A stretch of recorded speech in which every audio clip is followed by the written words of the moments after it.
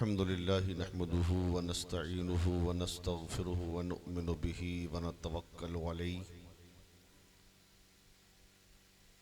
व नऊज़ु बिल्लाहि मिन शुरूरि अनफुसिना व मिन सय्यिआति अमालिना मन यहदिहिल्लाहु फला मुदिल्ल लहु व मन युद्लिलहु फला हादिय लहु व नशहदु अल्ला इलाहा इल्लल्लाहु वहदहु ला शरीका लहु व नशहदु अन्न मुहम्मदन अब्दुहु व रसूलुहु अम्मा बाद फ़ौज़ु बिल्लाहि मिनश शैतानिर रजीम बिस्मिल्लाहिर रहमानिर रहीम या अय्युहल्लज़ीना आमनुत्तक़ुल्लाह व कूनू मअस सादिक़ीन सदक़ल्लाहु मौलानल अज़ीम व बल्लगना रसूलुहुन नबियुल अमीनुल मतीनुल मकीनुल मुबीनुल करीम व नहनु अला ज़ालिका लमिनश शाहिदीन वश्शाकिरीन वल्हम्दुलिल्लाहि रब्बिल आलमीन। माइक बहुत अच्छा है आपका, लेकिन आवाज़ को आपने दबा क्यों रखा है? हैं? कहाँ से ठीक है? आप कह देंगे हम ठीक मान लेंगे। अरे फटेगा नहीं, टेंशन मत लो, आवाज़ बढ़ाओ। आवाज़ दबे क्यों है? बस सीटी ना मारे। ये माइक वाले बड़े चालाक हो गए, लेकिन ये जानते नहीं है कि यहाँ दुआ मिलेगी तो पूरे भारत में चलेंगे ये।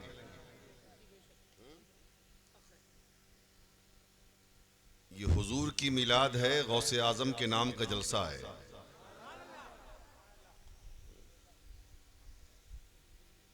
इसलिए माइक की आवाज़ को खोल के रखिए। माइक की आवाज़ खुली रहेगी ना तो आपकी किस्मत खुल जाएगी।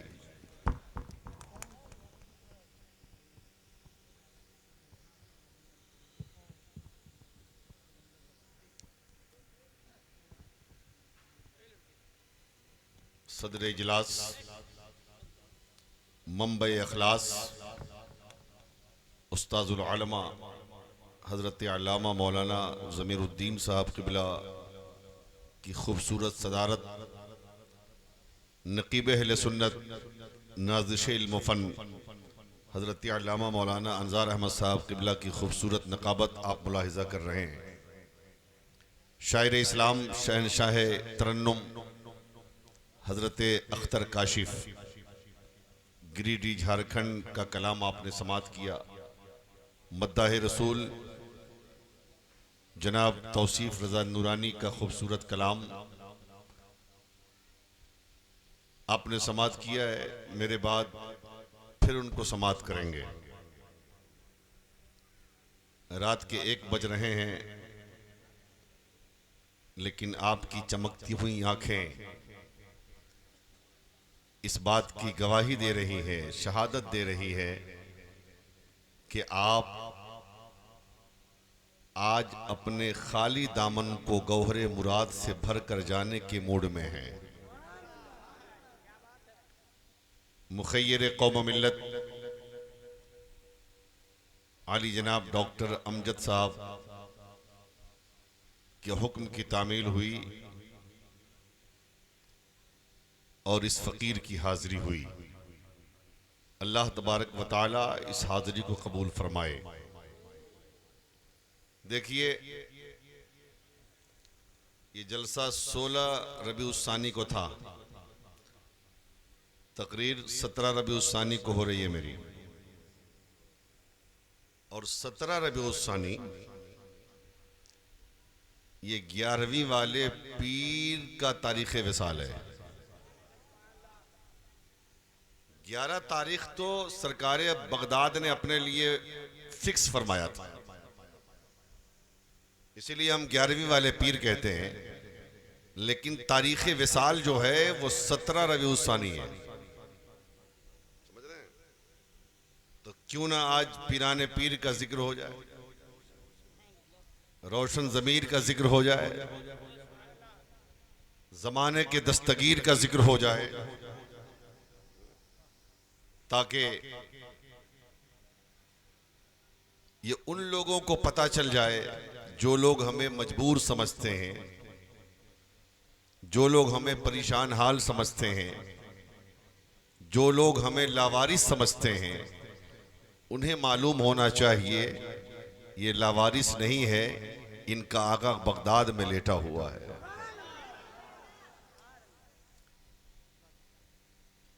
एक शेर मैं सुनाता हूं, अख्तर भाई से सुन लिया आपने, तौसीफ बाबू से सुन लिया, और एक शेर सरकार गौसे पाक की बारगाह में, ये अरीज़ा है, मैं अपनी तरफ से भी पढ़ रहा हूं और आप सब की तरफ से पढ़ रहा हूं। गोया कि सिर्फ मैं नहीं, पूरा मजमा पढ़ रहा है, पूरा मजमा नहीं पूरी दुनिया, जहां जहां गौसे आजम के दीवाने हैं और गुलाम हैं वो सब पढ़ रहे हैं। तो मोहब्बत के साथ एक बार दुरूद पाक पढ़िए, अल्लाहुम्मा सल्ली अला सय्यदिना व नबीना व हबीबिना मौलाना मुहम्मदिन बारिक वसल्लिम सल्लल्लाहु अलैहि सलातुम व सलामुन अलैका या रसूलल्लाह सलातुम व सलामुन अलैका या हबीबल्लाह सल्लल्लाहु तआला अलैहि वसल्लम। या गौस करम करना,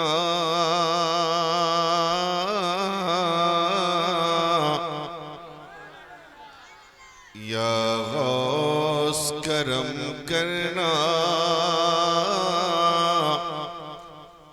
बेकस ने पुकारा है। ये अरीज़ा है, अरीज़ा है, अगर कबूल हो गया ना तो बेड़ा पार है। या गौस करम करना,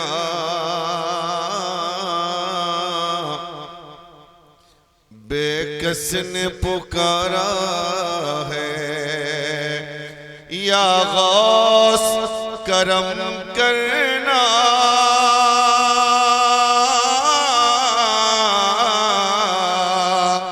या गौस करम करना, बेकस ने पुकारा है, बेकस ने पुकारा है।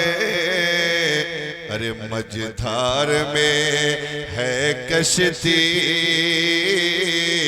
मझधार में है कश्ती, और दूर किनारा है। मझधार में है कश्ती और दूर किनारा है। मझधार में है कश्ती और दूर किनारा है, और दूर किनारा है। देखिए, हम बोलेंगे नहीं कि आप कुछ बोलिए, लेकिन मोमिन बोलता है तो इधर उधर की बोली नहीं बोलता, मदीने वाले की बोली बोलता है। नबी का गुलाम बोलता है तो अल्लाह की पाकी बोलता है, अल्लाह की किबरियाई बोलता है, अल्लाह की हमदो सना करता है, मुस्तफा की नबूवत का ऐलान करता है, गौस की विलायत का चर्चा करता है। इसलिए हम ज्यादा आपको ठेलेंगे नहीं कि आप बोलिए, अच्छा लगे तो बोलिए, नहीं तो चुपचाप सो जाइए। समझ रहे हैं? एक शेर और सुना दे। हमारे प्यारे मुल्क के हालात पर एक नजर है। दुनिया हमें मजबूर समझती है, परेशान हाल समझती है। वो सुन ले जरा, मोहब्बत से बोल दीजिए। मजलूम तो है लेकिन,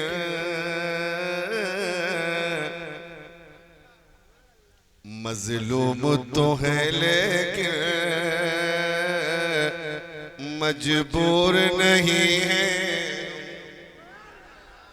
मजलूम तो है लेकिन मजबूर नहीं है हम। मजलूम तो है लेकिन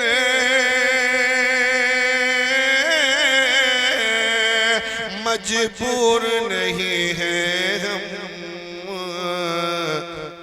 बगदाद बगदाद की धरती पर, बगदाद की धरती पर अपना भी सहारा है। बगदाद की धरती पर अपना भी सहारा है। मझधार में है कश्ती और दूर किनारा है। डॉक्टर साहब, इसमें एक शेर है अख्तर भाई, बहुत खूबसूरत शेर है, कसम खुदा। अब कह दें तो सुना दें, जरा मोहब्बत से बोल दें कि जन्नत से हमें कोई फिर रोक न पाएगा, जन्नत से हमें कोई फिर रोक न पाएगा। अरे सरकार अगर कह दे, सरकार अगर कह दे आशिक ये हमारा है। नारे तकबीर, नारे रिसालत, नारे गौस, मसलके आला हजरत, फैजाने आला हजरत, फैजाने सरकार दाता शाह अलैहि रहमा। नारे तकबीर। सरकार अगर कह दे आशिक ये हमारा है, मझधार में है कश्ती और दूर किनारा है। और जरा बगदाद से अजमेर चले, चलें नहीं चलें, बोलिए जरा, बोल दिए। दुख दर्द कहाँ जाकर हम किससे कहें ख्वाजा, दुख दर्द कहाँ जाकर हम किससे कहें ख्वाजा, दुख दर्द कहाँ जाकर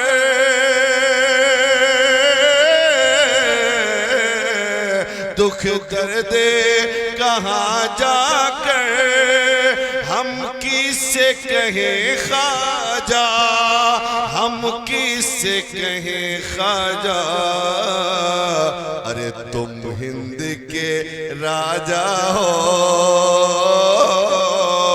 तुम हिंद के राजा हो, ये मुल्क तुम्हारा है।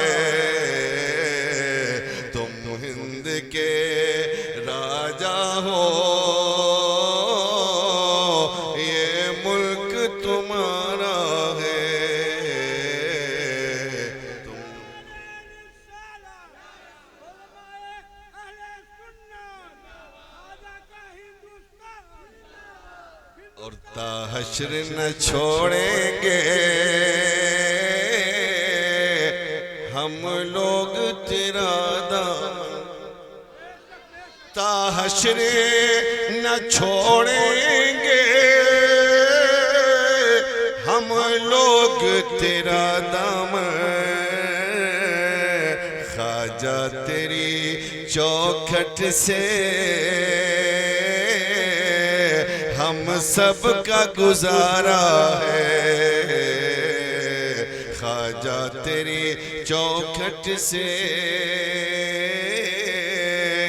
हम सब का गुजारा है। सरकार अगर कह दे आशिक ये हमारा है। ख्याले गौस है और बेखुदी है, ख्याले गौस है और बेखुदी है। इलाही क्या मजे की जिंदगी है, इलाही क्या मजे की जिंदगी है। और मुरीदी ला तखफ कहकर वो बोले, मुरीदी ला तखफ कहकर वो बोले, तेरी बख्शिश तो कब के हो चुकी है, तेरी बख्शिश तो कब के हो चुकी है। और आला हज़रत सरकार कहते हैं, वाह क्या मर्तबा ए गौस है बाला तेरा, वाह क्या मर्तबा ए गौस है बाला तेरा, ऊंचे ऊंचों के सरों से है कदम आला तेरा। और सर भला क्या कोई जाने के है कैसा तेरा, सर भला क्या कोई जाने के है कैसा तेरा, औलिया मलते हैं आंखें वो है तलवा तेरा। और सारे अफ्ताब जहां करते हैं काबे का तवाफ, काबा करता है तवाफे दरे वाला तेरा। हजरात, अल्लाह ने कुरान में इरशाद फरमाया, ऐ ईमान वालो अल्लाह से डरो, या अय्युहल्लज़ीना आमनुत्तकुल्लाह, ऐ ईमान वालो अल्लाह से डरो। एक बात मुकम्मल हो गई, वकूनू मा सादिकीन, और सच्चों के साथ हो जाओ, और सच्चों के साथ हो जाओ। अब बलुआ वालों, मधुबनी वालों, बिहार वालों, हिंदुस्तान वालों, अब हम आपसे सवाल करते हैं कि खिताब मोमिन से, ईमान वाले से, काफिरों से नहीं, ऐ ईमान वाले इत्तकुल्लाह, अल्लाह से। अब ये बताएं आप, जब एक ईमान वाला अल्लाह से डरेगा तो नमाज पढ़ेगा कि नहीं? ईमान वाला अल्लाह से डरेगा तो रोजा रखेगा कि नहीं? ईमान वाला अल्लाह से डरेगा तो ज़कात देगा कि नहीं? ईमान वाला अल्लाह से डरेगा तो हज करेगा कि नहीं? ईमान वाला अल्लाह से डरेगा तो अच्छा काम करेगा कि नहीं? ईमान वाला अल्लाह से डरेगा तो गुनाहों से बचेगा कि नहीं? ईमान वाला अल्लाह से डरेगा तो शराब छोड़ेगा कि नहीं? ईमान वाला अल्लाह से डरेगा तो ज़िना से तौबा करेगा कि नहीं? ईमान वाला अल्लाह से डरेगा तो हर वो काम करेगा जिससे खुदा राजी, और उस काम से रुक जाएगा जिससे खुदा नाराज। जन्नत में जाने के लिए जरूरी क्या है? एक ईमान और दूसरा अमल। जन्नत में जाने के लिए जरूरी क्या है? पहली चीज ईमान और दूसरी चीज अमल। और कुरान में खिताब है मोमिन से, साहिब ईमान से, अल्लाह से डरने का। और जब ईमान वाला अल्लाह से डर गया और डरने के बाद उसने नमाजें भी पढ़ी, डरने के बाद उसने रोजा भी रखा, डरने के बाद उसने ज़कात भी दिया, डरने के बाद उसने हज भी किया, डरने के बाद उसने अमले साले भी किया, डरने के बाद वो गुनाहों से बचता रहा, डरने के बाद वो पाप से बचता रहा, डरने के बाद वो खता से बचता रहा, डरने के बाद वो सुन्नतों पे अमल करता रहा, डरने के बाद वो फर्जो वाजिबात का एहतमाम करता रहा, डरने के बाद मुस्तफा की सीरत पे चलता रहा, डरने के बाद वो काम करता रहा जिससे खुदा राजी हो, डरने के बाद वो काम करता रहा जिससे मुस्तफा राजी हो, डरने के बाद वो काम करता रहा जिससे खुदा नाराज हो, जिससे वो उस काम से बचता रहा जिससे खुदा नाराज हो, जिससे मुस्तफा नाराज हो। ईमान भी मुकम्मल हो गया, अमल भी मुकम्मल हो गया, तो फिर कुरान ने सच्चों के साथ जाने का हुक्म क्यों दिया? अब यहीं पर जवाब है उन लोगों का जो कहते हैं 11वीं क्यों मनाते हो, छठी क्यों मनाते हो, 25वीं क्यों मनाते हो, बुजुर्गों का उर्स क्यों मनाते हो, बुजुर्गों की यादें क्यों मनाते हो। हम कहते हैं जब ईमान भी मुकम्मल है, अमल भी मुकम्मल है, तो कुरान ने सच्चों के साथ जाने का हुक्म क्यों दिया? तो सुनो, सच्चों के साथ जाने का हुक्म इसलिए दिया, हम नमाज पढ़ेंगे, जरूरी नहीं कि कबूल हो जाए, पता ही नहीं कबूल हुई कि नहीं। हम रोजा रखें, पता नहीं कबूल हुआ कि नहीं। हमने ज़कात दिया, पता ही नहीं कि ज़कात कबूल हुई कि नहीं। हमने अरकान ने हज अदा किए, ये पता नहीं कि हज कबूल हुए कि नहीं हुए। इसीलिए हम अपने रब की बारगाह में नमाजों को लेके आते हैं, रोजा को लेके आते हैं, हज को लेके आते हैं, अमले साले को लेके आते हैं और रब की बारगाह में अर्ज करते हैं, मौला हमें नमाजें तो नहीं पढ़ने आती, जैसे पढ़ने आती थी वैसे मैंने पढ़ लिया, ये मुझे पता नहीं है तूने मेरी नमाज को कबूल किया कि नहीं।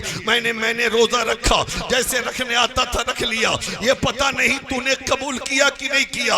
हमने ज़कात तो दे दिया लेकिन मालूम नहीं कि तूने कबूल किया कि नहीं किया। हमने हज तो कर लिया लेकिन पता नहीं कि तूने हज को कबूल किया नहीं किया। हमने अमले साले तो कर लिया लेकिन मालूम नहीं कि तुमने मेरे अमले सालिहा को कबूल किया कि नहीं किया। लेकिन मेरे परवरदिगार, अगर तूने मेरी नमाजों को कबूल नहीं किया है तो हम बगदाद के गौसुल आजम को, अब्दुल कादिर को वसीला बना के लाए हैं, अजमेर के गरीब नवाज को वसीला बना के लाए हैं। परवरदिगार हमारी नमाजों को कबूल कर ले, हमारी इबादतों को कबूलियत का दर।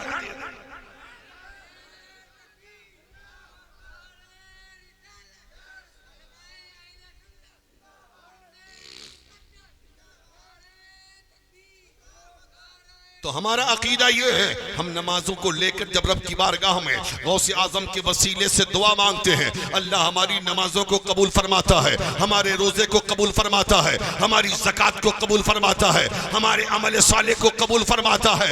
इसलिए कि उस वक्त अल्लाह हमारी टूटे फूटे सजदों को नहीं देखता, अपने महबूब के वसीले को देखता है, वलियों के वसीले को देखता है।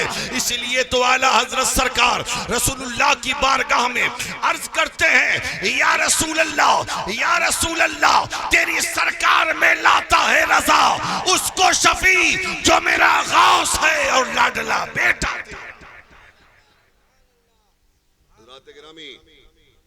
अल्लाह ताला अपने एक नेक बंदे के वसीले से सारे अमाल को कबूल फरमाता है। अब इसको साबित भी कर दूं, हजरत शेख सादी रहमतुल्लाह ताला अलैह लिखते हैं कि जब सरकार गरीब नवाज हज के लिए तशरीफ ले गए, गौर से सुनिएगा, सरकार गरीब नवाज हज के लिए तशरीफ ले गए तो तवाफे काबा करते हुए एक हाजी को देखा, बाल बिखरे हैं, आंखों से आंसू के कतरे जारी हैं, बिल्कुल चेहरे से तफक्कुरात के आसार हैं और लब्बैक अल्लाहुम्मा लब्बैक कहता है, मौला मैं हाजिर हूँ, मौला मैं हाजिर हूँ, मौला मैं हाजिर हूँ। तो रब की आवाज आ रही है, ला लब्बैक बंदे तू हाजिर नहीं है, ला लब्बैक बंदे तू हाजिर नहीं है, ला लब्बैक बंदे तू हाजिर नहीं है। हजरत शेख सादी लिखते हैं कि हजरत गरीब नवाज उसका पीछा करते रहे। वो तवाफ़े काबा के बाद मिना में गया कुर्बानी करने के लिए, वहाँ के हालात भी यही रहे। सफा और मरवा की सही कर रहा है, वहाँ के हालात भी यही रहे। मुज़दलिफा में क़याम कर रहा है, वहाँ के हालात भी यही रहे। अरफात में जब गया तो यही हालत है, लब्बैक अल्लाहुम्मा लब्बैक की सदा बुलंद करता है, मौला मैं हाजिर हूँ, मौला मैं हाजिर हूँ। लेकिन रब की आवाज़ आती है, ला लब्बैक बंदे तू हाजिर नहीं है। हजरत गरीब नवाज ने उस हाजी का हाथ पकड़ा और पकड़ने के बाद अरफात के मैदान से भीड़ से बाहर लाया और लाने के बाद गरीब नवाज फरमाते हैं, अरे हाजी तू कैसा हाजी है, तू कैसा हाजी है। वो हाजी कहता है, मोइनुद्दीन क्या बात है। कहा, बहुत ताज्जुब हो रहा है, बहुत ताज्जुब हो रहा है कि मैं तवाफ़े काबा से लेकर मैदान अरफात तक तेरा पीछा कर रहा हूँ, जहाँ जहाँ तू जा रहा है और ला लब्बैक ला अल्लाहुम्मा लब्बैक कहता जा रहा है, लेकिन रब की आवाज़ आती है तू हाजिर नहीं है। अच्छा ये बता, जब रब ने तेरी हाजिरी को कबूल ही नहीं किया तो फिर तू है क्यों? घर चला जा। तो वो हाजी कहता है गरीब नवाज से, मोइनुद्दीन अच्छा ये बताओ, आपने मुझे इसी साल देखा है कि और कभी देखा है? तो गरीब नवाज फरमाते, नहीं मैंने तो पहली साल देखा, ये तो पहला साल है। कहा, सुनो मोइनुद्दीन, ये पहला मेरा साल नहीं है, तुम्हारा है। मैं तो 24 साल से आ रहा हूँ। जरा जोर से बोल दें, मैं 24 साल से आ रहा हूँ और 24 साल से मैं लब्बैक अल्लाहुम्मा लब्बैक, लब्बैक अल्लाहुम्मा लब्बैक, लब्बैक अल्लाहुम्मा लब्बैक कहता हूँ और रब की आवाज़ बदस्तूर यही आती है, ला लब्बैक, ला लब्बैक, ला लब्बैक, ला लब्बैक। बंदे तू हाजिर नहीं, बंदे तू हाजिर नहीं, बंदे तू हाजिर नहीं, बंदे तू हाजिर नहीं। गरीब नवाज फरमाते हैं तब तो तुम्हें बहुत पहले चला जाना चाहिए था, फिर तो क्यों नहीं गया? अब उस हाजी का जवाब सुनिए, कसम खुदा की। वो हाजी कहता है, मोइनुद्दीन, क्या एक बंदे के लिए इतना काफी नहीं है कि अल्लाह ला लब्बैक के जरिए ही अपने बंदे को याद कर रहा है? ला लब्बैक के जरिए ही अपने बंदे को याद कर रहा है, मेरे लिए यही काफी है। हजरत गरीब नवाज ताज्जुब में पड़ गए। अल्लाह के वली थे, मुराकबा किया, मौला इसमें राज क्या है, इसमें हिकमत क्या है, मामला क्या है? अल्लाह ने फरमाया, मोइनुद्दीन मेरे और मेरे बंदे के दरमियान से हट जाओ, ये मेरा उसका मामला है। गरीब नवाज कहते हैं, मेरे मालिक राज से पर्दा उठा दे, हिकमत क्या है बता दे, हिकमत क्या है बता दे। अल्लाह फरमाता है, अल्लाह फरमाता है, अल्लाह फरमाता है, सुनो, अल्लाह फरमाता, मोइनुद्दीन सुनो, इसका रहना मुझे इतना पसंद है, जरा जोर से, इसका यहां मौजूद रहना मुझे इतना पसंद है कि अगर मैं कह देता कि बंदे तेरी हाजिरी मकबूल है, तो ये चला जाता, ये घर चला जाता। मेरी रहमत को गवारा नहीं है कि ये घर जाए, मेरी रहमत चाहती है यही रहे।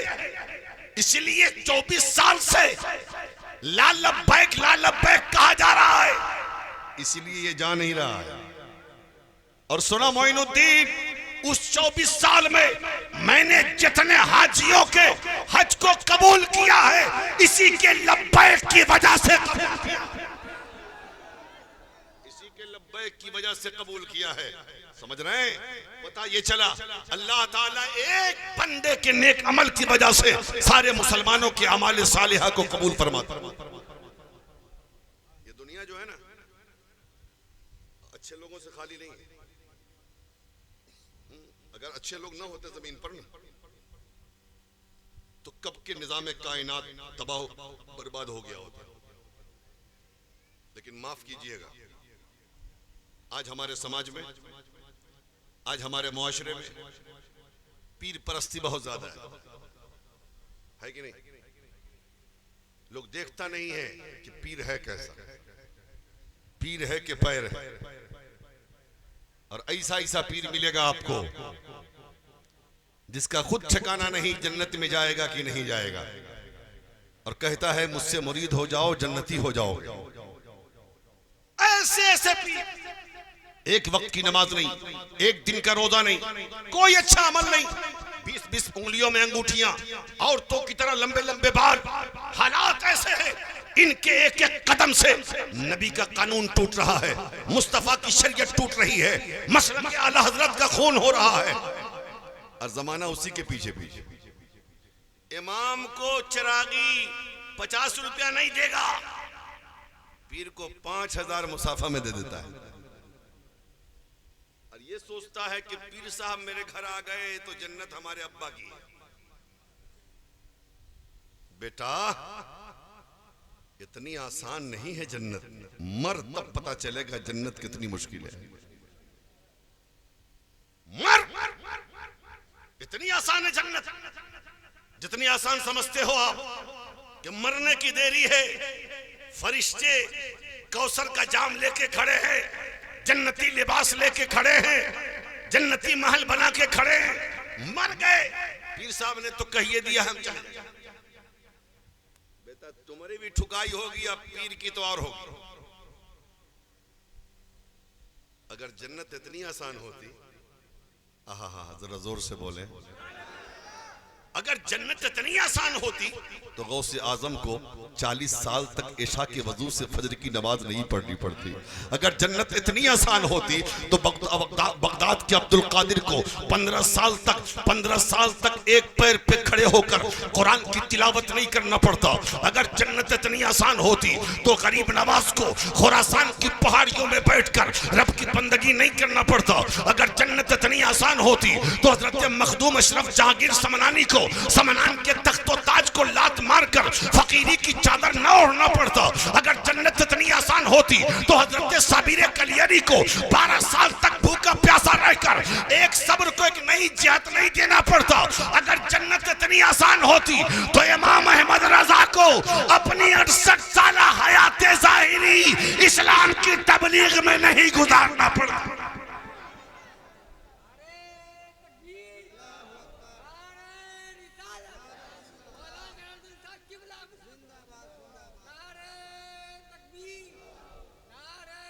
इतनी आसान नहीं है जन्नत, इतनी आसान नहीं है जन्नत, बहुत मुश्किल है जन्नत। हाँ? तो आज ये आम पीरों की बात है, पीर मुरीद करता है या मुरीद करके जन्नत का सर्टिफिकेट दे देता है। हाँ? न कोई तकवा है, न तहारत है, न परहेजगारी है। मुसलमानों, मैं नहीं कहता, ऐसा नहीं कि मैं किसी का मुरीद नहीं हूं, हमारे पीर है ताजुल शरिया। जोर से बोले, जोर से बोले, हमारे पीर हैं ताजुल शरिया। हम ऐसे पीर के मुरीद हैं, ऐसे पीर के मुरीद हैं कि हर मुरीद उस पीर पर नाज करता है। समझ रहे हैं ना? और आजकल के सड़क छाप पीरों पर मामला नहीं है। हमारे कटक में बात आ गई, ये गलत नहीं है, मेंबर शरीफ है, झूठ नहीं, कहानी नहीं है, ये सच्चाई है। कटक में आज से करीब 10-12 साल पहले एक पीर साहब आया किसी के घर, तो कुछ लोग आकर मुझसे कहने लगे, हजरत इमाम साहब एक पीर आया है फला के घर। मैंने कहा हम क्या करें फिर? तो बहुत खतरनाक है। मैं कहा कहीं रिवॉल्वर वगैरह लेके आया क्या? नहीं नहीं नहीं, मतलब ये नहीं है। फिर क्या मतलब है? खतरनाक क्यों है? तो उन लोगों ने बताया कि उसके हाथ में कंगन है, पाँव में पायल है, लंबे लंबे उसके बाल हैं, हाथ पैर मेहंदी से लाल है। चलिए नहीं तो लोग गुमराह होंगे। जिम्मेदारी थी, गया मैंने देखा कि 80-85 साल का खूसट बूढ़ा, न मुंह में दांत है न पेट में आंत है, गेरुआ लिबास हाँ पहने हुए, वही चादर वही तहबंद, समझ गए होंगे आप,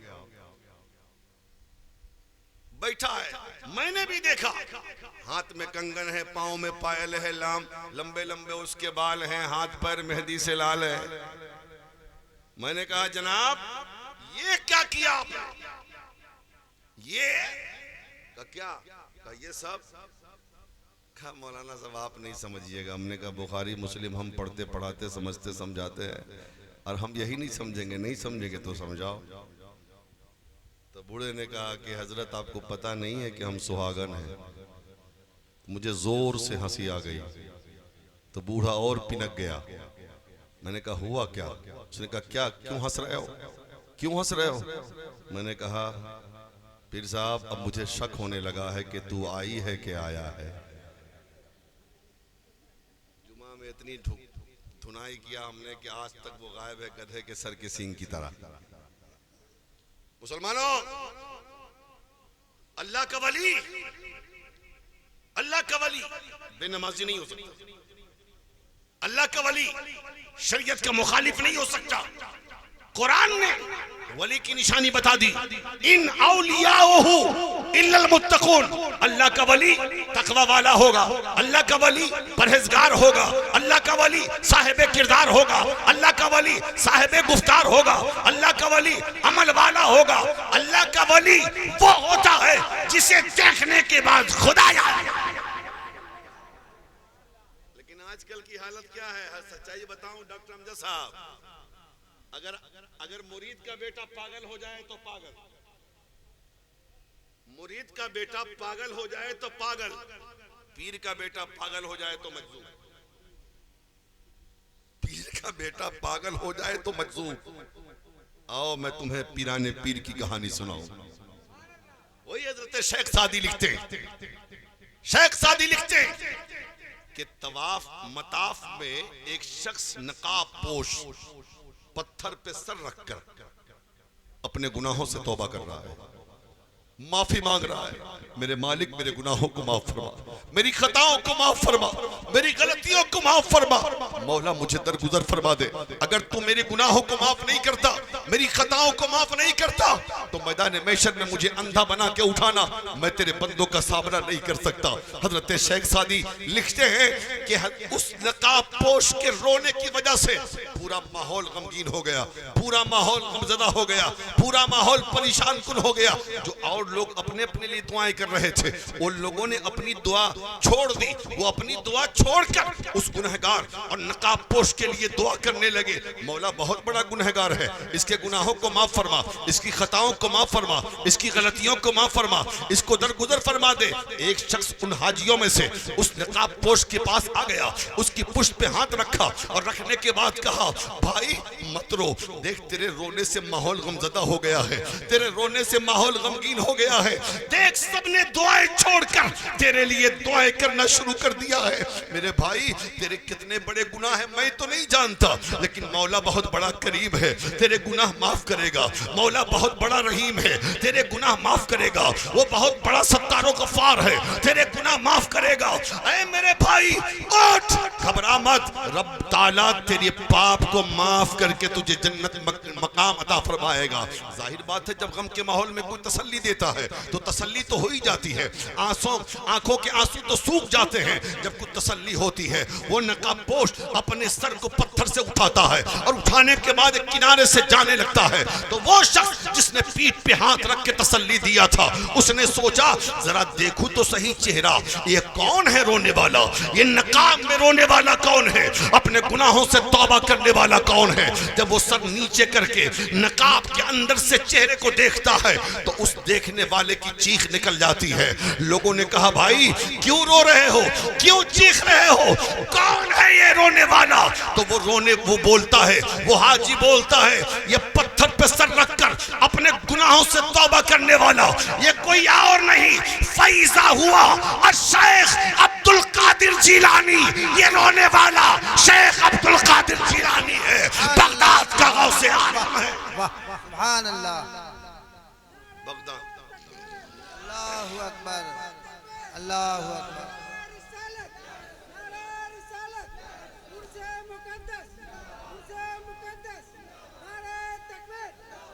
ये बगदाद का गौसे आज़म है जो पत्थर पे सर रखकर अपने गुनाहों की माफी मांग रहा है, वो तौबा कर रहा है। और एक आज हम हैं कि सुबह से लेके शाम तक और शाम से लेके सुबह तक रब की नाफरमानियां करते हैं, गुनाह करते हैं, पाप करते हैं, लेकिन कभी एहसास नहीं होता रात के सन्नाटे में कि उठकर अपने मौला की बारगाह में दो कतरे आंसू बहाकर अपने रूठे माबूद को मना लें, अपने मुस्तफा को राजी कर लें। इसीलिए तो हमारा रिश्ता मदीने से टूट चुका है, कमजोर हो चुका है। अगर आज कामयाबी चाहते हो, रिश्ता मजबूत करो मदीने से, तुम्हारा कदम दुनिया तुम्हारे कदमों में मचलती हुई नजर आएगी।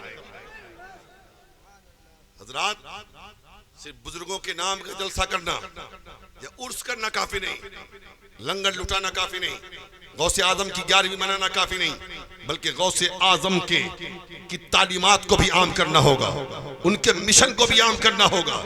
आज लोग सोचते हैं गौसे आजम पीराने पीर थे, दस्तगीर थे, ठीक है, पीराने पीर भी थे, दस्तगीर भी थे, लेकिन गौसे आजम आज बहुत सारे पीर लोग उनको कहिए ना कुछ, अगर किसी आलिम ने कह दिया कि भाई ऐसा करो, अरे यार ये मौलवियों का काम है, हाँ हम लोग तो सूफी लोग हैं, तरीकत वाले हैं। हम कहते हैं मियाँ गौसे आजम से बड़ा भी कोई पीर है क्या? गौसे आजम से बड़ा भी कोई पीर, ऐसा पीर मिलेगा आपको जिसको सही वजू बनाने नहीं आती, नमाज के मसाइल नहीं मालूम, कलमा नहीं आता उसे, और दुनिया उसके पीछे पागल है उसके पीछे।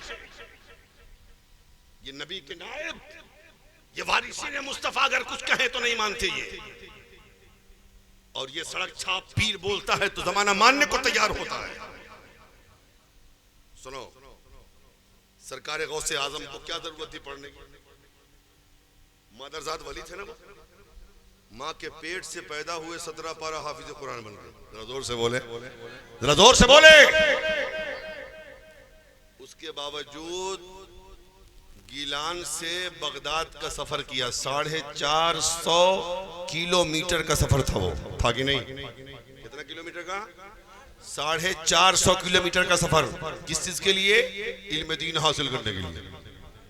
इल्म दीन हासिल करने के लिए पढ़ा कितने दिन? 12 साल। जिसमें 7 साल जंगल की पत्तियां खाकर पढ़ाई की। आज तो पुलाव बिरयानी मिलने के बाद भी बच्चे नहीं पढ़ते। आज 2-2 बजे रात तक मोबाइलों में लगे रहने वाले मुसलमान के बच्चे, अब फिर कहते हो कि हमें नौकरियां नहीं मिलती, फिर कहते हो हम मारे जाते हैं। आज हालात ये है कि हमारे समाज में 2-2 बजे 3 बजे तक मुसलमान बच्चा मोबाइल में लगा रहता है, दोस्तों में लगा रहता है और सोता है दिन के 10 बजे तक, दिन के 11 बजे तक। पहले बच्चे माँ बाप से डरते थे, आज माँ बाप बच्चों से डरते हैं। रात रात भर बेटा गायब है, बाप को खबर है लेकिन वो पूछ नहीं सकता, माँ को खबर है लेकिन वो पूछ नहीं सकती, बहन को खबर है लेकिन वो पूछ नहीं सकती, इसलिए कि बाप जानता है अगर इससे पूछा जाएगा ये गुस्से से भाग जाएगा।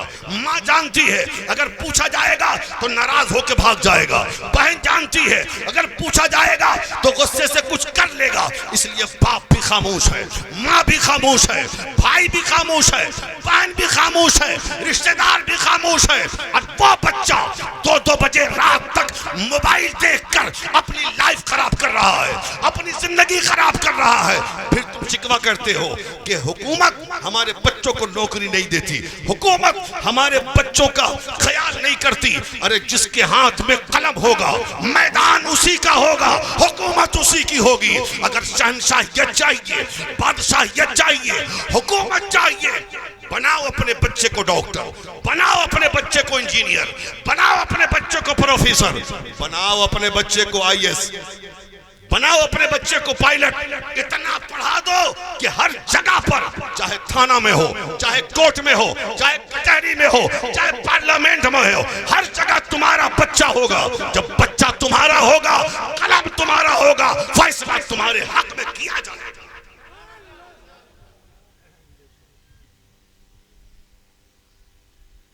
12 साल तक पढ़ाई की गौसे आजम ने, सुन रहे हैं आप?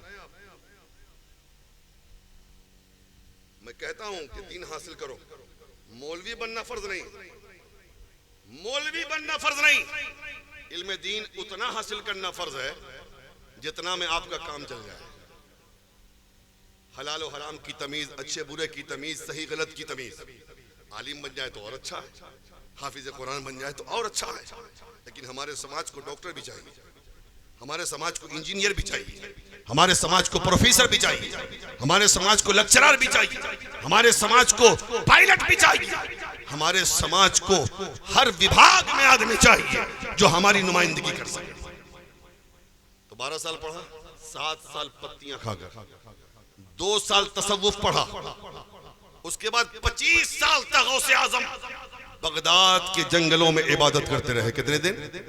25 साल जंगलों में इबादत, रब की बंदगी, नमाज, तिलावत, तस्बीह, तहलील, मुनाजात, रब से बातें। 25 साल का जमाना गुजरा और 25 साल के बाद जब पलटते हैं मदरसा निजामिया, तो मदरसा निजामिया में बैठकर 33 साल तक अल्लाह का कुरान पढ़ाया, मुस्तफा की हदीस पढ़ाई, इस्लाम के मसाइल पढ़ाए।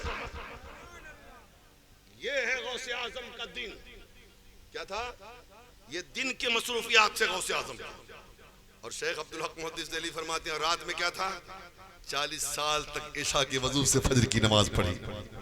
गोया के 40 साल तक गौसे आजम ने तकिया से टेक नहीं लगाया। तकिया से टेक न लगाने का मतलब सोए नहीं, 15 साल तक एक पैर पे खड़े होकर कुरान पढ़ा। इसीलिए तो गौसे आजम फरमाते हैं मेरा चाहने वाला अगर मशरिक में रहे मैं मगरिब में रहूं, मुझे आवाज देता है तो मैं उसकी मदद के लिए पहुंचता हूं। गौसे आजम फरमाते हैं मैं जब तक ना चाहूं कोई मेरा नाम ले नहीं सकता। गोया कि हम गौसे पाक का नाम ले रहे हैं, गोया कि गौसे आजम चाह रहे हैं कि हम नाम लें। जरा जोर से बोलिए ना भाई, और मोहब्बत से बोलिए। तो ये तो गौसे आजम ने कहा कि कुरान पढ़ो और कुरान पढ़ाओ। आप भी अपने बच्चों को कुरान पढ़ाइए, दीन सिखाइए, दुनिया भी सिखाइए, हर मैदान में आपका बच्चा आगे बढ़ता रहे। अच्छा ये बताइए घबरा तो नहीं रहे? जरा जोर से बोलिए ना, जोर से बोलिए। मैं वक्त देख रहा हूं, मुझे वक्त का सबसे ज्यादा ख्याल रहता है। जरा मोहब्बत से बोलिए या रसूलल्लाह। लेकिन देखिए जो लोग गौसे आजम से मोहब्बत करते हैं ना, सरकार बगदाद उसका बदला उसे जरूर अता करते हैं। दिल से जो बात निकलती है असर रखती है, पर नहीं ताकत परवाज मगर रखती है। अगर कह दीजिए तो एक कहानी गौसे आजम की सुनाता हूँ मैं, उनकी अता की, उनकी सखावत की। हाँ, उन्होंने कैसे अपने चाहने वालों को अता फरमाया है। जरा जोर से बोले या रसूल अल्लाह। मिस्र में गरीब रहता था। क्या रहता था? गरीब, कोई पहचानता न था उसको। और ऐसे भी गरीबों को पहचानता कौन है? अमीरों के जनाजे में लोग दूर दूर से आ जाते हैं, और गरीबों के जनाजे में पड़ोसी भी नहीं जाता। कदर इंसान की नहीं, कदर पैसे की होती है। समझ रहे हैं? कोई जानता न था, लेकिन वो गरीब गौसे आजम का गुलाम था, गौसे आजम का चाहने वाला, गौसे आजम से मोहब्बत करने वाला, गौसे आजम से प्यार करने वाला। सुबह से लेकर शाम तक मजदूरी करता, और शाम को जब मजदूरी के पैसे मिलते, उस पैसे में से कुछ पैसा अलग निकाल देता नियाज़ गौसिया के लिए, रोजाना जमा करता। और जब हर महीने की 11 तारीख आती, महीने की 11 तारीख चांद की आती, उस पैसे को निकालता, उस पैसे से भुना हुआ चना खरीद के लाता, और शाम को उस पर न्याज दिलवाता। और न्याज दिलवाने के बाद मोहल्ले के गरीबों को, मोहल्ले के बच्चों को, मोहल्ले की बच्चियों को बुला के कहता, ऐ मेरे बच्चों, ले लो मेरे गौस की न्याज है, ले लो मेरे गौस का लंगर है, ले लो मेरे गौस की शीरनी है। और वो भुना हुआ चना तकसीम करता रहता। साल दर साल गुजरता रहा। ये गरीब आदमी गौसे आजम की बारगाह में खिराज अकीदत व मोहब्बत पेश करता रहा। लेकिन एक दिन नजर पड़ गई गौसे आजम की, मेरा दीवाना मुझे बहुत याद करता है, मेरा चाहने वाला हमेशा मेरी बारगाह में खिराज अकीदत पेश करता है। जब निगाहे गौसियत पड़ी है, अब किस्मत बदलने लगी, अमीरी आने लगी, गरीबी जाने लगी। नतीजा ये निकला, कुछ दिनों के अंदर जो कल तक गरीब था आज अमीर बन गया। इतना बड़ा अमीर, इतना बड़ा अमीर, इतना बड़ा अमीर कि पूरे शहर का सबसे बड़ा अमीर बन गया, पूरे शहर का सबसे बड़ा अमीर बन गया।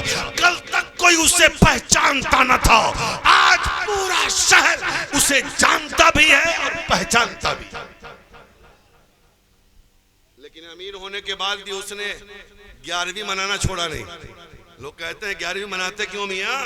अब सुनो, पहले तो चना पे मनाता था, बिरयानी भी मना रहा था। अब जब 11 तारीख आती ना रबीउल सानी की, पूरे शहर में ऐलान हो जाता, आज किसी के घर खाना नहीं बनेगा, आज सबकी दावत यूसुफ के यहाँ है, यूसुफ मिस्री के यहाँ है।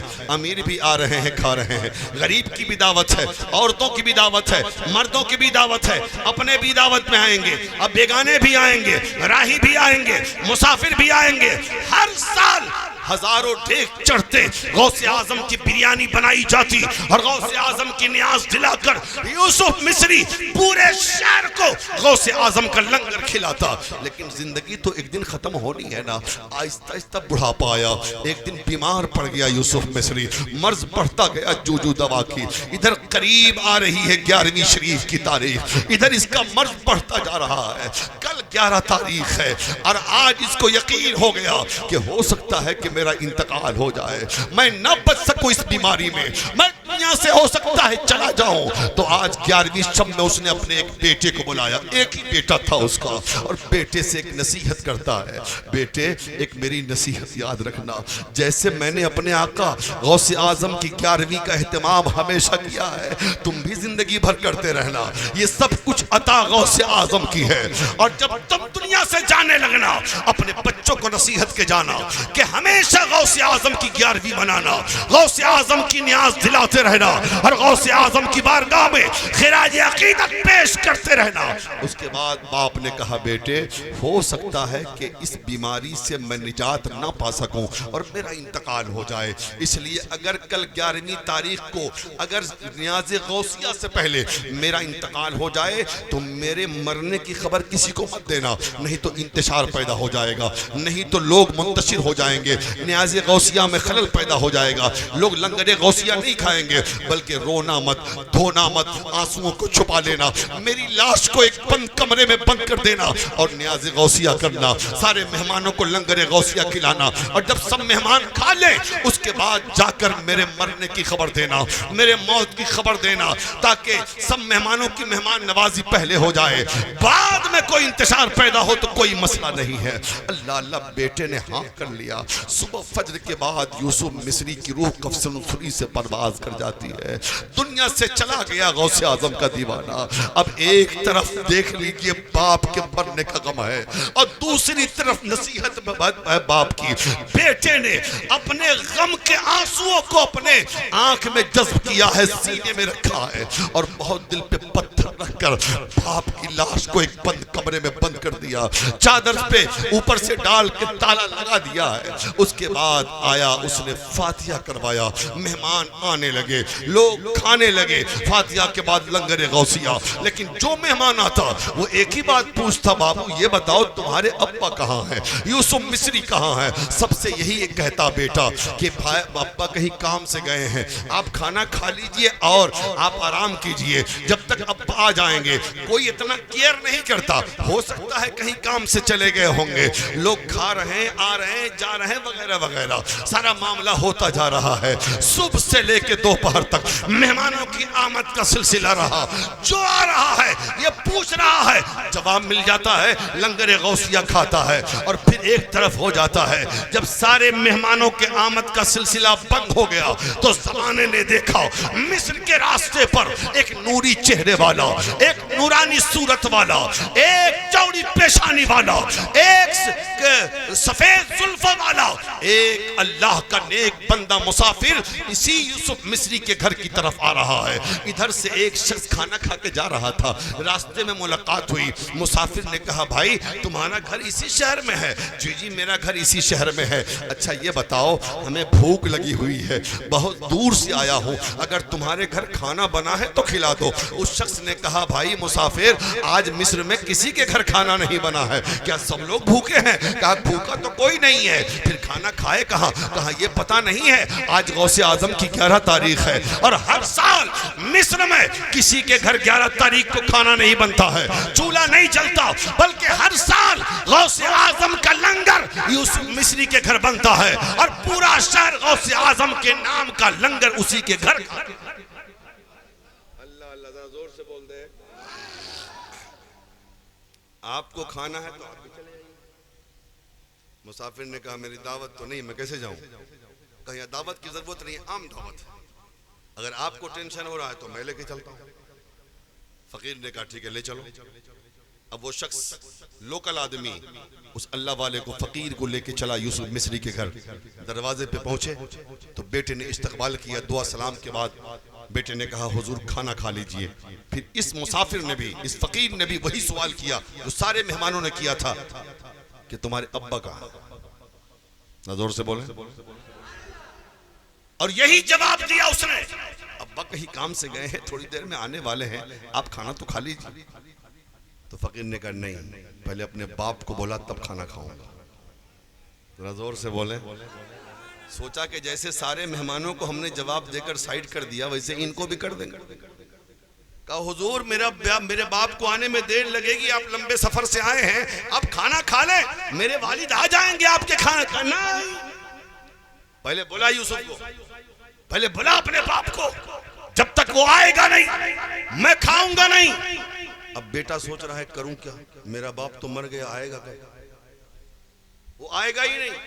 अब बाप ने कहा था बेटा एक भी मेहमान छूटने ना पाए, जब तक एक मेहमान भी बचा रहेगा मेरे मौत की खबर देना मत।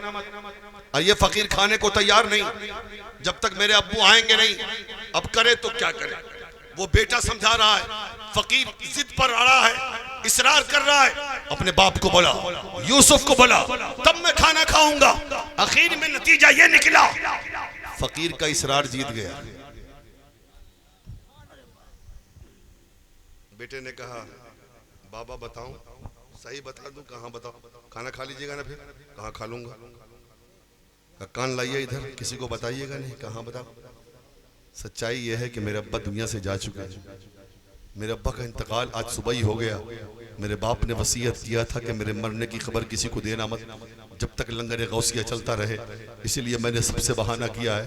लेकिन हुजूर जब आपने जिद किया है ना तब मुझे बताना पड़ रहा है। अब मैंने बता दिया है, अब चल के खाना खा लीजिए, चल के लंगर गौसिया खा लीजिए।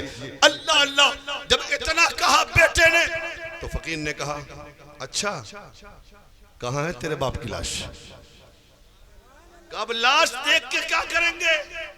बता तो दिया कि इंतकाल हो गया है। नहीं, दिखला लाश को, दिखला।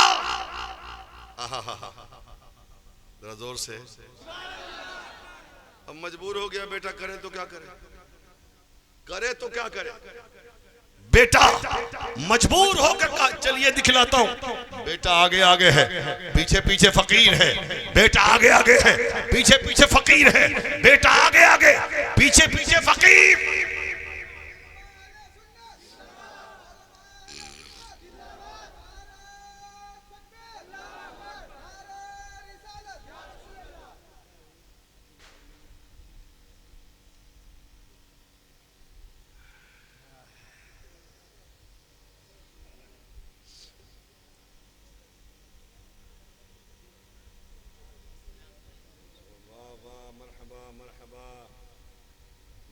तशरीफ लाइए हजरत, बहुत इंतजार करवाए, बहुत इंतजार।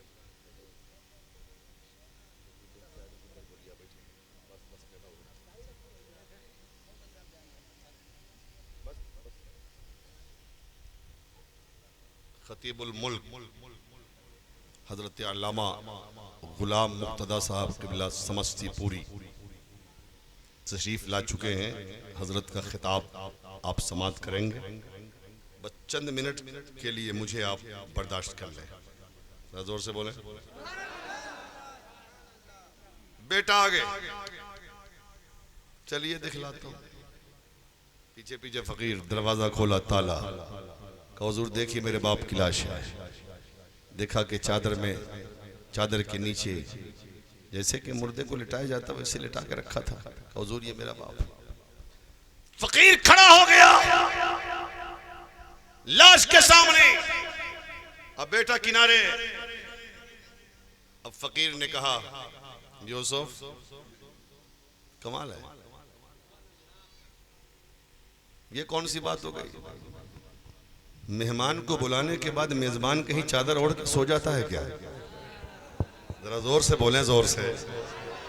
मेहमान को बुलाने के बाद मेजबान कहीं चादर ओढ़ के सो जाता है। तूने दावत दिया, मैं आ गया और तू चादर ओढ़ के सो गया। देख आ गया, उठ खाना खिला मुझे भी, मुझे भी खाना खिला। अब बेटा सर पीट रहा है। अरे मैं तो कह दिया हूं कि मेरा बाप मर गया, लेकिन ये ऐसे बात कर रहे हैं मेरे बाप से जैसे कोई जिंदा किसी जिंदे से बात करता। लेकिन जबान खुल नहीं रही। फकीर ने कहा यूसुफ उठो, उठो, देख बुलाता था ना, हर साल बुलाता था ना, टाइम नहीं मिलता था, नहीं आता था, इस साल आ गया। जब आ गया तो चल अपने हाथों से खाना खिला दे। उठ जा, चादर हटा। एक मर्तबा कहा नहीं उठा, दो मर्तबा कहा नहीं उठा, तीन मर्तबा कहा नहीं उठा। जलाल आया फकीर को, ठोकर उठाई और मारा यूसुफ मिस्री को। तो यूसुफ मिस्री उस ठोकर से ऐसे जिंदा हो रहा है जैसे आंख मलते हुए एक सोने वाला आंख मलते हुए नींद से बेदार हुआ करता।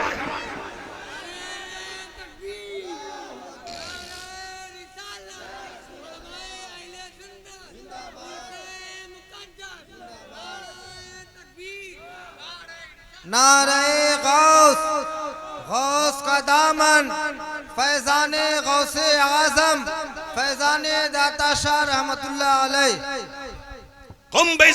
करके फकीर ने ठोकर मारा। यूसुफ मिस्री अपनी दोनों आंखें मलते हुए और चादर हटाते हुए ऐसे बेदार हो रहा है जैसे एक सोने वाला नींद से बेदार होता है, नींद से जगता है। आंख मलते हुए देखता है सामने एक नूरी चेहरे वाला, कुशादा पेशानी वाला, नूरानी जुल्फों वाला, एक खूबसूरत अल्लाह का नेक बंदा खड़ा हुआ है। तो कहा यूसुफ ने, हुजूर कौन है आप? जरा जोर से, कौन है आप? मुसाफिर ने कहा पहचाना नहीं।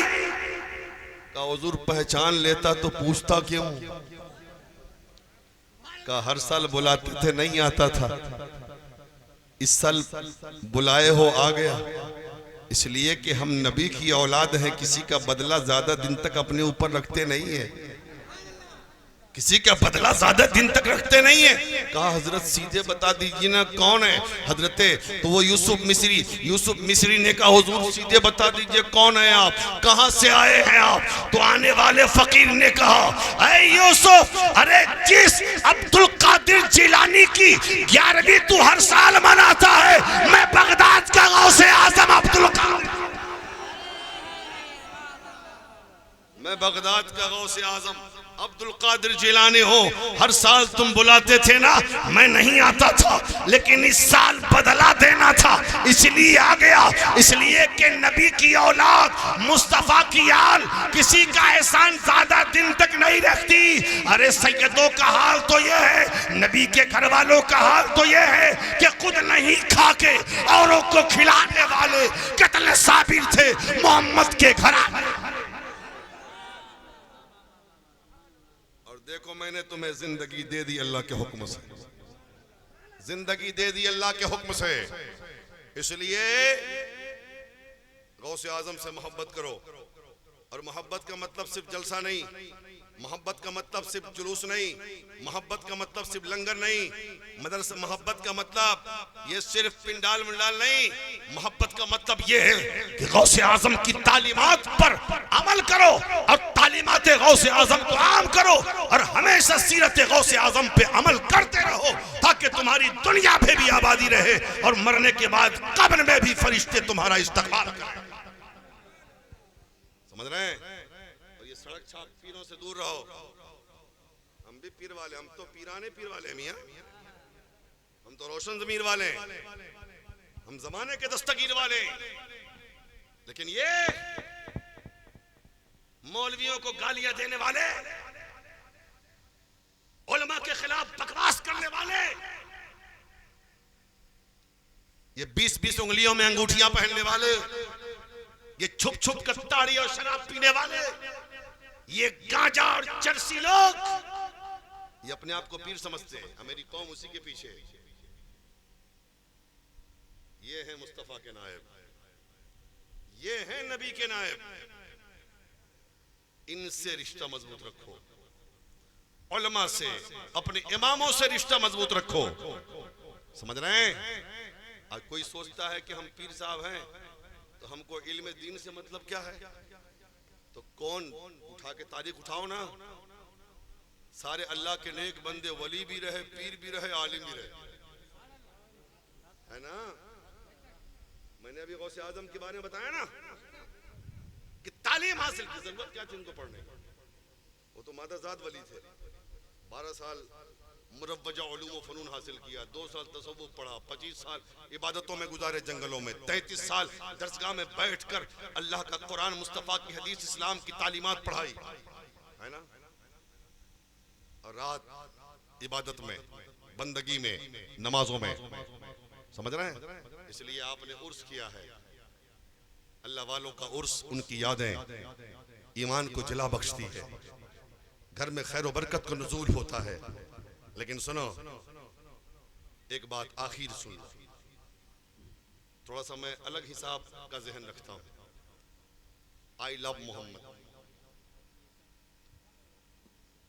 अरे जबान से क्या यार, ये तो मेरे ईमान का हिस्सा है। अपने पास है क्या नबी की मोहब्बत के अलावा? बाबा डॉक्टर साहब, अपने पास है क्या मोहब्बत रसूल के अलावा है क्या? अरे हमारा तो अकीदा वही है ना कि सहाबा ने कहा था या रसूल अल्लाह कयामत कब आएगी, तो हुजूर ने फरमाया कयामत की तैयारी किए हो कि कयामत के बारे में पूछते हो? तो हुजूर, तो साहबा ने कहा या रसूल अल्लाह नमाज पढ़ी है लेकिन नमाज पे नाज नहीं है, रोजा रखा है लेकिन रोजा पे नाज नहीं है, हज किया है लेकिन हज पे नाज नहीं है, ज़कात दिया है ज़कात पे नाज नहीं है, नेक अमल किया है उस पे नाज नहीं है। या रसूल अल्लाह न ताअत पर, न तक़वा पर, न ज़ुहद व इत्तक़ा पर है, हमारा नाज कुछ है मोहम्मद मुस्तफा पर है। अपने पास हुजूर से मोहब्बत के अलावा और है क्या? अगर ये नहीं तो ईमानी नहीं, मुसलमानी नहीं है? लेकिन क्या सिर्फ जबान से कहा जाए? हम कहते हैं ज़बान से मत कहो, अपना किरदार हुजूर की सुन्नत की रोशनी में ऐसा बना लो, अपने अखलाक ऐसे बना लो, अपने आदतों अतवार ऐसे बना लो कि तुम्हारे हर हर कदम से, तुम्हारे हर हर अमल को देखकर जमाना कहे ये मुस्तफा से मोहब्बत करने वाला है, ये रसूल से प्यार करने वाला है, ये मुस्तफा से प्यार करने वाला है, ये इश्क़ रिसालत में गिरफ्तार है। खुद कहना आशिक और है, दूसरा आशिक रसूल कहे ये और। फालतू में हंगामा बना रखा है, फालतू में। ये कोई नई चीज है क्या? ये कोई नई चीज है क्या? हम मोहम्मद सल्लल्लाहु अलैहि वसल्लम से मोहब्बत करते हैं, ये कोई आज की बात है क्या? ये आज का नारा है क्या? अरे आज से 15 सदियां पहले अबू बकर ने भी तो यही नारा लगाया है ना, फारूक आजम ने भी तो यही नारा लगाया है ना, ये उस्मान गनी ने भी तो यही नारा लगाया है ना, अली शेर खुदा ने भी तो यही नारा लगाया। अरे यही नारा जब बिलाल ने लगाया था तो उनको मारा गया था कि नहीं? सुहैब रूमी को पीटा गया था कि नहीं? सहाबा किराम को सताया गया था कि नहीं? इसी नारा की वजह से ना। ये कौन सा नया नारा? जबरदस्ती एक वक्त की नमाज नहीं, आई लव मोहम्मद, एक दिन का रोजा नहीं। क्या मतलब इसका? न फजर में जगा, न ऐशा पढ़ा, न कुरान पढ़ा, न दुरूद पढ़ा, न चेहरे से मुसलमान, न अमल से मुसलमान, न सीरत से मुसलमान। बस एक तो बैनर लगा दिया, स्टेटस मोबाइल में लगा दिया, इतना बड़ा आशिक रसूल है। अबे जो सर झुका नहीं सकता वो सर कटा क्या सकता है? या हुसैन का नारा लगाते हो, लेकिन तारीख़ करबला और पैगाम करबला भूल गए। क्या है पैगाम करबला? ये लाठी खेलना, ये ढोल बजाना, ये ताशे बजाना, ये हंगामा करना, ये ताड़ी पीना, ये शराब पीना, क्या इसी का नाम मोहब्बत है हुसैन है? और कमाल है, अगर किसी ने मौलाना ने तकरीर कह दिया ना ये सब करो मत करो खुराफात, तो कहेगा तो वहां भी हो गया, सीधे कहेगा वहां भी हो गया। सुनो, मौलवी की गर्दन पे छुरी भी रख दोगे ना और तलवार भी रख दोगे, अगर वो सच्चा नायब मुस्तफा होगा तो मसलक आला हजरत का कभी सौदा नहीं करेगा। वही बोलेगा जो नबी का कानून बोलता है, जो मसलक आला हजरत बोलता है। समझ रहे हैं क्या है पैगाम करबला? बस यही है कि इमाम हुसैन ने सजदे में सर कटाया और कटा हुआ सर नेज़े पे चढ़ के कुरान पढ़ा। तालीम उम्मत के लिए ये था कि जब कभी भी जिंदगी में नमाज मत छोड़ना और कभी तिलावत कुरान मत छोड़ना। यही दोनों चीज तो हम छोड़ दिए। अब फिर आई लव मोहम्मद, खाली जबान से मत कहो, तुम्हारी रूह से आवाज आए, तुम्हारे लहू के कतरों से आवाज आए, तुम्हारी सांसों से आवाज आए, तुम्हारा हाथ बोले, तुम्हारी आंखें बोले, तुम्हारे कान बोले, तुम्हारा हर हर अमल बोले कि ये काम मुस्तफा की मोहब्बत में कर। समझ रहे हैं? इसलिए मेरे भाई संभालिए अपने आप को, और जरूरी इस बात की है हुजूर से मोहब्बत, सच्ची मोहब्बत, जबानी नहीं दिली मोहब्बत। मदीने वाले जबान नहीं दिल देखते हैं, दिल। जबान से कितनों कहो, अगर दिल में हुजूर की मोहब्बत नहीं तो फिर बेकार है सब। और मोहब्बत मुस्तफ़ा की ये ईमान है। अल्लाह से दुआ है अल्लाह ताला हम सबको अमल खैर की तौफीक अता फरमाए, हुजूर की मोहब्बत में जिलाए, हुजूर की मोहब्बत में दुनिया से ले जाए, हुजूर की मोहब्बत में कब्र से उठाए, हुजूर की मोहब्बत में महशर में हमारा हश्र फरमाए। हमारे लिए ही सबसे बड़ी चीज़ है। अल्लाह से दुआ है अल्लाह ताला हम सबको सिरात मुस्तकीम पर चलने की तौफीक रफ़ीक अता फरमाए। मेरे बोलने में कोई भी अमदन सहवन ख़ताएं लफ्ज़ भूल चूक हो गई हो, मैं सद दिल से तौबा करता हूँ। आप भी पढ़ लीजिए, अस्तग़फिरुल्लाह रब्बी मिन कुल्लि ज़ंबि वतूबु इलैह, हक़ ला इलाहा इल्लल्लाह मुहम्मदुर रसूलुल्लाह सल्लल्लाहु तआला अलैहि वसल्लम। खूब की सैरे चमन, फूल चुनी शाद रहे, बाग बजाता हूँ मैं, गुलशन तेरा बाद रहे, ये महफिले नूर जिंदाबाद, फैजाने सरकार गौसे आजम पाइंदाबाद। अस्सलामु अलैकुम व रहमतुल्लाहि व बरकातहू।